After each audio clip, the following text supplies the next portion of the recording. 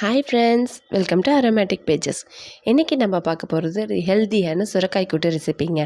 அதுக்கு ஃபர்ஸ்ட் குக்கரில் 4 ஸ்பூன் எண்ணெய் விட்டு, எண்ணெய் நல்லா காஞ்சதும் 1/4 ஸ்பூன் கடுகு போட்டு, கடுகு நல்லா பொரிஞ்சதும் ஒரு பெரிய வெங்காயம் குட்டி குட்டியாக கட் பண்ணி வச்சுருக்கேன், அதையும் சேர்த்துக்கோங்க.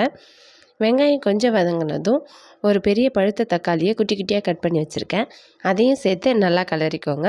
வெங்காயம் தக்காளி வதங்கிறதுக்கு ஒரு 1/2 ஸ்பூன் கல் உப்பு சேர்த்து நல்லா வதக்கி விட்டுக்கோங்க.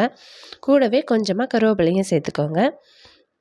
வெங்காயம் தக்காளி நல்லா வதங்கிட்டு இருக்கும்போதே ஒரு 10 பல்லு பூண்டை நல்லா தட்டி வச்சுருக்கேன், அதையும் சேர்த்துக்கோங்க. இதை நல்லா வதங்கிட்டு இருக்கும்போதே நாம் ஒரு தேங்காய் பேஸ்ட் ஒன்று ரெடி பண்ணிடலாங்க. அதுக்கு ஒரு 6 சில்லு தேங்காய், ஒரு 1/2 ஸ்பூன் பெருஞ்சீரகம், ஒரு 1/4 ஸ்பூன் கசகசா சேர்த்து நல்லா பேஸ்ட்டாக அரைச்சி வச்சுக்கோங்க. இப்போது ஒரு 5 பச்சை மிளகாயை இது கூட சேர்த்துக்கோங்க. ஏன்னா இதுக்கு நம்ம மிளகா பொடி யூஸ் பண்ண போகிறதில்ல, இந்த கூட்டுக்கு பச்சை மிளகா தாங்க காரமே. நெக்ஸ்ட்டு இது நல்லா வதங்கினதும் நம்ம குட்டி குட்டியாக கட் பண்ணி வச்சுருக்க ஒரு சுரைக்காயை இது கூட நம்ம சேர்த்துக்கலாம். சுரைக்காயை சேர்த்து நல்லா கிளறி விட்டுக்கோங்க.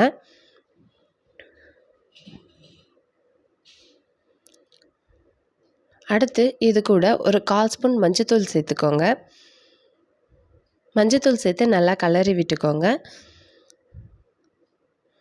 இது கூடவே ஒரு 1/4 ஸ்பூன் பெருங்காயத்தூள், 1/4 ஸ்பூன் ஜீரகத்தூள் சேர்த்து நல்லா கிளறி விட்டுக்கோங்க. ஒரு 1/4 டம்ளர் பச்சை பருப்பை நான் ஊற வச்சு வச்சுருக்கேன், அதையும் இது கூட சேர்த்து நல்லா கிளறி விட்டுக்கோங்க. இதை நல்லா கிளறி விட்டுட்டு நம்ம அரைச்சி வச்சுருக்க தேங்காய் பேஸ்ட்டை இது கூட சேர்த்துக்கோங்க. தேங்காய் பேஸ்ட்டை சேர்த்துட்டு அந்த மிக்ஸி ஜாரை கொஞ்சமாக தண்ணி விட்டு அலம்பி தேவையான அளவுக்கு தண்ணி சேர்த்துக்கோங்க. இப்போ குக்கரை நல்லா கிளறி விட்டுட்டு உப்பு பார்த்துட்டு உங்களுக்கு தேவையான அளவுக்கு உப்பு சேர்த்துட்டு குக்கரை மூடி 4 விசில் விட்டு அடுப்பை ஆஃப் பண்ணிவிடுங்க. ப்ரெஷர்